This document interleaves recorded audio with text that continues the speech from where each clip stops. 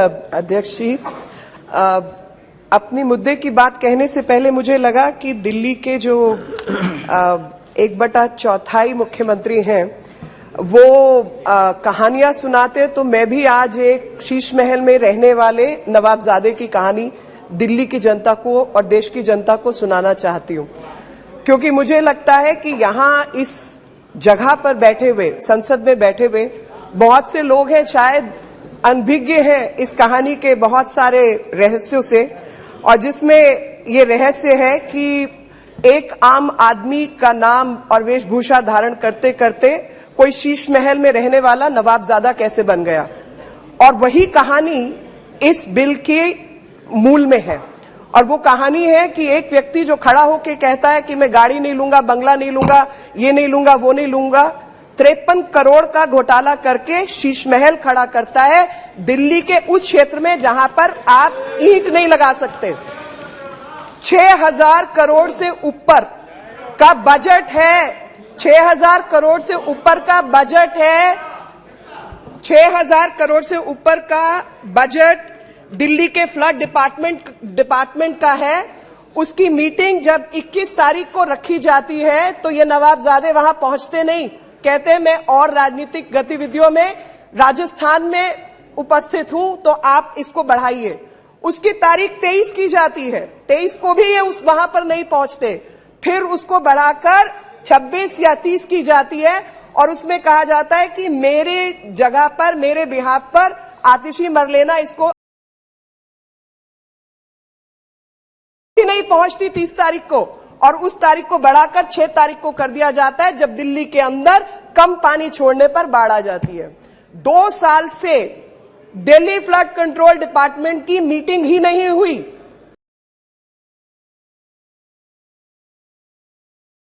8-8 lakh cusec पानी दिल्ली में छोड़ा गया, तब बाढ़ नहीं आई।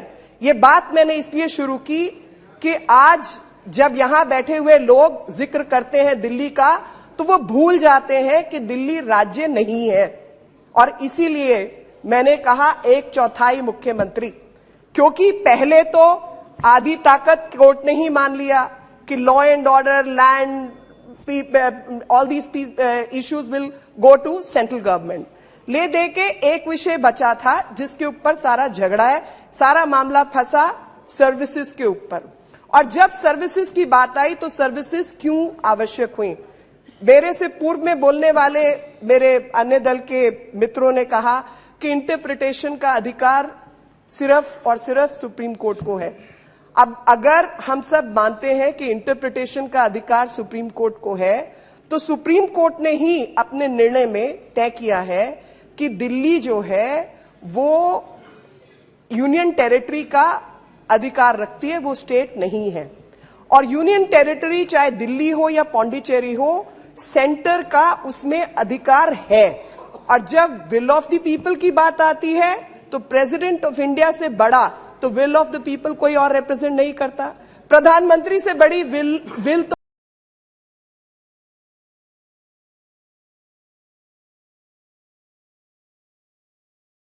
जब ऐसी ऐसी मुश्किलें आती हैं दिल्ली में, मैं कोविड याद दिलाना चाहती हूं या बैठे हुए सब लोगों को।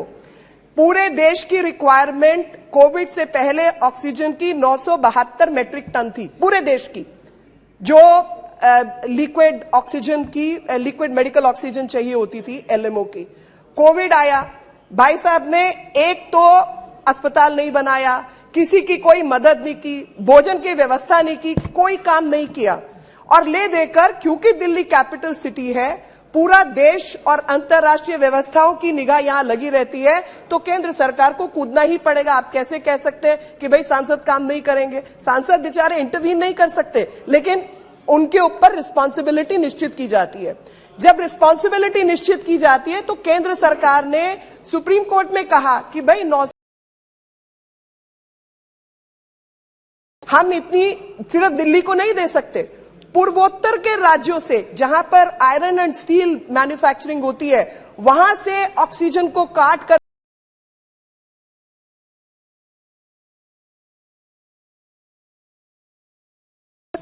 हवाई जहाज, ट्रेन, सब कुछ लगाकर ऑक्सीजन लेकर आए। और लाकर दिल्ली के बॉर्डर पे ऑक्सीजन खड़ी कर दी। बोला जी बताइए कहां भेजनी है, तो उसकी अव्यवस्था थी, इनको पता नहीं था कहां भेजनी है। और जो प्राइवेट अस्पतालों की अपनी व्यवस्था थी ऑक्सीजन लाने की, खरीदने की, उसको तहस नहस करके इन्होंने सरकारी अस्पतालों में वहां पर भेज दिया जहां पर कोई व्यवस्था खड़ी नहीं की थी। दिल्ली के अंदर जब मेडिकल चीजों की व्यवस्था की बात आती है तो एम्स केंद्र सरकार चलाती है, सफदरजंग केंद्र सरकार चलाती है, लेडी हार्डिंग, लेडी इरविन सब केंद्र सरकार चलाती है। कई लाख करोड़ रुपए का खर्चा केंद्र सरकार करती है। अर्बन डेवलपमेंट मंत्रालय सड़कें ठीक कर लो तो कहते हैं हम पैसे नहीं देंगे। 700 करोड़ रुपया रोड ट्रांसपोर्ट मंत्रालय ने दिल्ली को दिया है। तो अब आप पूछते हैं कि दिल्ली के अंदर केंद्र का हस्तक्षेप कैसे? दिल्ली के अंदर केंद्र के हस्तक्षेप के बिना दिल्ली चल ही नहीं सकती, क्योंकि शीश महल में रहने वाले नवाबजादे ने 13,500 करोड़ रुपया सिर्फ होर्डिंग पोस्टर के ऊपर खर्च करना तय किया है। और इसलिए यह बिल लाना पड़ा, और ये बिल लाना पड़ा क्योंकि दिल्ली की जनता जवाब हमसे मांगती है। आप जैसों के घर में जब पानी भर जाता है तो आप भी एनडीएमसी को फोन लगाते हैं, दिल्ली सरकार को फोन नहीं लगाते। 70,000 करोड़ का घोटाला जल बोर्ड में होता है तो उसकी जवाबदेही किसी की नहीं होगी। इस एक्ट के, इस बिल के मूल में जो भावना है वो भावना यही है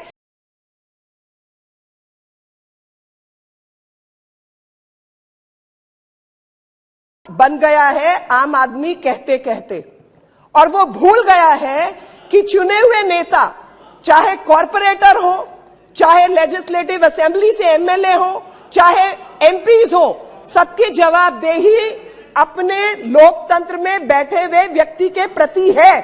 और यहां पर अपनी सब चीजों से हाथ जोड़कर कह देना कि भैया केंद्र की सरकार काम नहीं करने देना चाहती, हम तो करना चाहते हैं। तो मैं इनसे पूछना चाहती हूं,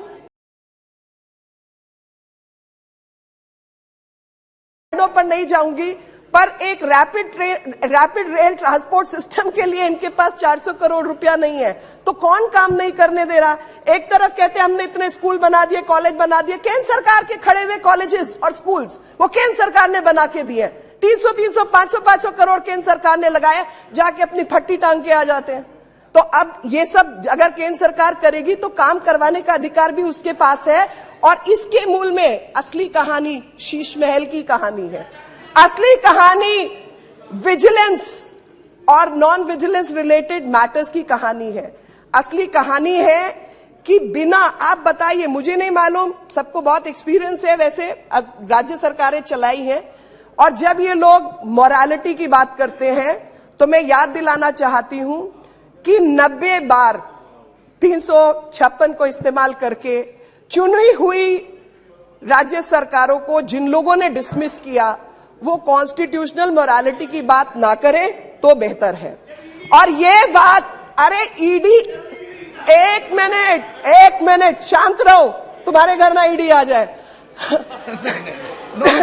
नहीं, नहीं, अरे मजाक की बात है, मजाक की बात। एक मिनट, सर, मैं जो कहना चाहती हूं, टूल्स ऑफ गवर्नेंस की यहां पर लोग वायलेट कर करके देश का पैसा बाहर ले जाते रहेंगे और ईडी काम नहीं करेगा। आप देश की जनता को चूना लगाते रहेंगे और सीबीआई काम नहीं करेगी।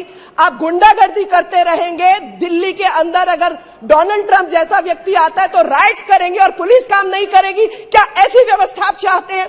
अल्टीमेटली ये सब टूल्स ऑफ गवर्नेंस हैं, और टूल्स ऑफ गुड गवर्नेंस अगर इस्तेमाल नहीं होते इसका मतलब आप भ्रष्टाचारी हैं, क्योंकि ये टूल्स आप नहीं इस्तेमाल कर रहे। और आज जब दिल्ली की बात आती है, जब इस पर्टिकुलर इनैक्टमेंट की बात आती है, तो मैं इस इनैक्टमेंट में एक चीज याद दिलाना चाह रही हूं, क्योंकि मैंने कहानी शुरू की थी शीश महल में रहने वाले नवाबजादे की। तो शीश महल में रहने वाले नवाबजादे कहा कि 370 पेज मेरे पास हैं शीला दीक्षित जी के खिलाफ, जिन्होंने भ्रष्टाचार किया है। और जब वो खुद मुख्यमंत्री बने तो वो 370 पेज तो खो गए, उन 370 पेज का तो हिसाब किताब कहीं आया नहीं। और आज विडंबना देखिए, उन्हीं के हाथ पैर जोड़े जा रहे हैं, उन्हीं के साथ अलायंस की जा रही है, उन्हीं के साथ गठबंधन किया जा रहा है ताकि भ्रष्टाचार को कैसे रोकने की बजाय कैसे बढ़ावा मिलता रहे और कानूनी व्यवस्था। और जैसे मैंने पहले कहा कि कोई बीमारी होती है तो थोड़ा लाचार कर देती है, पर लाइलाज तो नहीं होती। इसी तरीके से संविधान के अंदर लाइलाज कुछ भी नहीं है। अगर बीमारी पैदा होगी तो उसका इलाज भी होगा। और खास तौर पे दिल्ली के अंदर जिन्होंने डेंगू की बीमारी फैलाने का काम किया, कोरोना की बीमारी फैलाने का काम किया, काम नहीं करने का काम किया, इलाज तो होगा ना उसका भी। और ये उसी का इलाज है। आप अंदाजा लगाइए, मैं बाढ़ की बात बार बार लेके आ रही हूं। बाढ़ की बात में 6,500 करोड़ रुपया फ्लड डिपार्टमेंट का खर्च हो जाता है। 250-260 लोग उसमें काम करते हैं। और जब बात की जाती है तो हरियाणा ने नहीं किया, उसके बीच पंजाब आता नहीं, हिमाचल ने काम नहीं किया, बाकी सब ने काम नहीं किया। ये बहुत खास है, इन्होंने काम किया। और फाइनली जब उसमें मिलिट्री को एंगेज करना पड़ता है, आर्मी को लाना पड़ता है, आर्मी के गोताखोर लगते हैं, तो लास्ट लाइन पहले होता है 20 घंटे लगातार काम करने के बाद में आज वो बराज के गेट खुले और वो बराज के गेटों से सक्शन पंप लगा के, कंप्रेसर लगा के हमने सिल्ट को हटाया। तो भाई सिल्ट कलेक्ट कैसे हुई जब 6,500 खर्च हो गया, ये तो समझा दो। और मिलिट्री के गोताखारों को बाद में धन्यवाद। आप 20 घंटे ऐसे पढ़ के लगता है कि जैसे 20 घंटे यही गोता लगा रहे थे पानी में। तो यही कारण है कि इस एक्ट को लाना पड़ा। और सर्विसेज में जब लेके आए तो सर्विसेज में लाने के पीछे, हाँ मैं इससे पहले अपने मेरे कुछ मित्रों ने कहा है, मैं उसका जवाब देना चाहती हूं। इन्होंने कहा कि ये टारगेटेड लेजिस्लेशन है, मिलिशियस लेजिस्लेशन है। तो जिन्होंने ये दो शब्द यूज किए हैं, टारगेटेड और मिलिशियस, मैं उनको बताना चाहती हूं कि ये पर्पसफुल लेजिस्लेशन है। और वो भी एक कॉन्सेप्ट होता है लेजिस्लेशन को बनाते हुए कि for achieving the purpose. And what is the purpose? The purpose is to strike a balance between domestic politics और domestic needs and national needs, because Delhi is a capital city where balance needs to be kept between the local as well as national and international requirements, because we are a capital city. So it is a purposeful legislation to achieve the balance between two methods of governance. The second aspect has been that throughout there have been misstatements by lawyers, by practicing lawyers, by repeatedly saying that India is a federal structure. Either they have not read or they are misleading. I will go by the second, that they are misleading, misstating and misquoting. India is a quasi-federal structure, which is what Constitution demarcates. India is not federal. The center will always have a primacy. Otherwise, to govern a complicated state as complicated as India is, as diverse as India is, will not be possible.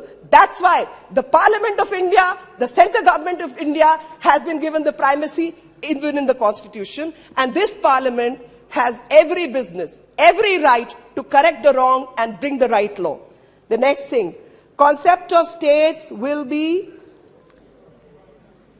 power and responsibility. I'm purposely addressing what the argument have come from the other side. So power and responsibility. I would say if a person by whichever method has come to power and becomes irresponsible, will the parliament, I'm so sure will of the people, we have also seen ballots being rigged. So don't tell me whichever you don't understand. We also understand how panchayat elections have been conducted in West Bengal. So don't tell me all this. I think people of this country are mature enough. So when power vests with people who act irresponsibly, will this parliament not have the power to correct that wrong and tell people what their responsibility is, to make people answerable to the very people who have elected you? So the answer is power and responsibility. The balance needs to be struck, and that balance is what this legislation is seeking to address. Unaccountable, irresponsible. I mean, these are the words used. So I would go by that somehow The power structure in Delhi has been unaccountable and irresponsible by the manner in which the neutral bureaucracy has been dealt with. I do not know, I can only quote a great example of our own Prime Minister when he was the Chief Minister of Gujarat, and we know how all kinds of cases, fake cases, etc. were made, and how those chief secretaries used to be appointed by the central government. Did they beat them up? Did they take them to a corner? Did they assault them? Answer is no. You don't do that. You battle it out in the court of law. You battle it out by the method which is prescribed by law. But here the chief secretary, here the bureaucracy had been put under immense pressure to do the wrong. Arvind Kumar, a person, a bureaucrat working with the office of Deputy CM, is a witness in the case of शराब घोटाला. शराब घोटाले में गवाही उसकी है कि किस तरीके से कोने में ले जाकर प्रेशर किया जाता था, गलत काम करवाए जाते थे. उसका क्या कोई इलाज नहीं निकलेगा कि आप गलत काम करवाने के लिए ब्यूरोक्रेसी के ऊपर प्रेशर बनाते रहेंगे? अभी पिनाकी जी ने पढ़ के बताया, जजमेंट में एक्साइटेड है. 400 से ऊपर लोगों को आपने बिना सर्विस कमीशन के, स्टेट सर्विस कमीशन होता है, सेंट्रल सर्विस कमीशन होता है, बिना सर्विस कमीशन के, बिना वैकेंसी निकाले, बिना कुछ किए अपने रिश्तेदारों को 1-1.5 लाख रुपए की नौकरी दे दी. बाकी लोग क्या करेंगे जी? इस देश में इतने लोग बैठे हैं जिनको नौकरियां चाहिए, काम चाहिए. आप अपनी मर्जी से सरकार चलाएंगे? उसका इलाज है. और एक सवाल इन्होंने किया, 3 साल 10 साल, अरे एक्सटेंशन, क्योंकि वो आपके आदरणीय अध्यक्ष जी 370 पेज का नाम इन्होंने लिया था शीला जी के खिलाफ. जिस तरीके के घोटाले इन्होंने किए हैं वह 3-5 हजार पेज हैं. वो 3-5 हजार पेज के लिए उसको एक्सटेंशन देनी पड़ती है क्योंकि इतने मोटे मोटे घोटाले किए हैं. Now coming to the meat of the matter, जो रीऑर्गेनाइजेशन एक्ट है. Try to conclude also. Please, sir. I will.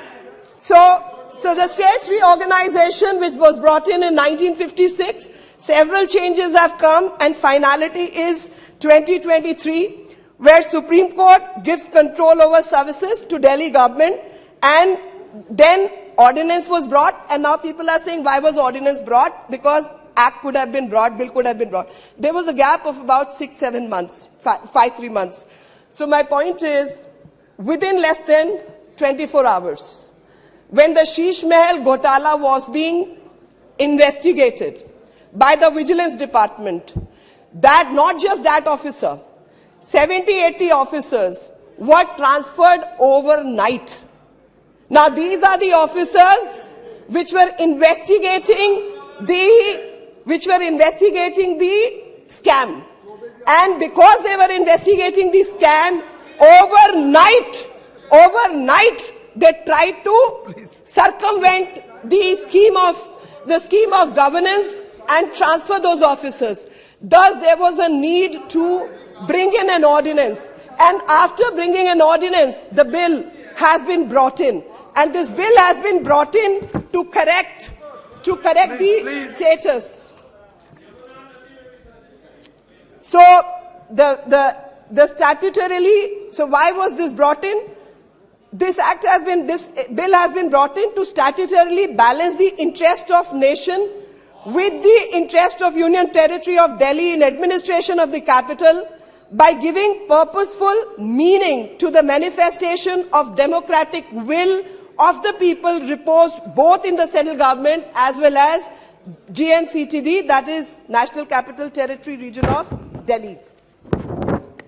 So by virtue of this, what has really happened is that a particular body, National Capital Civil Services Authority, has been established. And this National Capital Civil Services Authority will have 3 members. Chief Minister, who is not just the Chief Minister, but also the presiding officer of this committee, of this authority.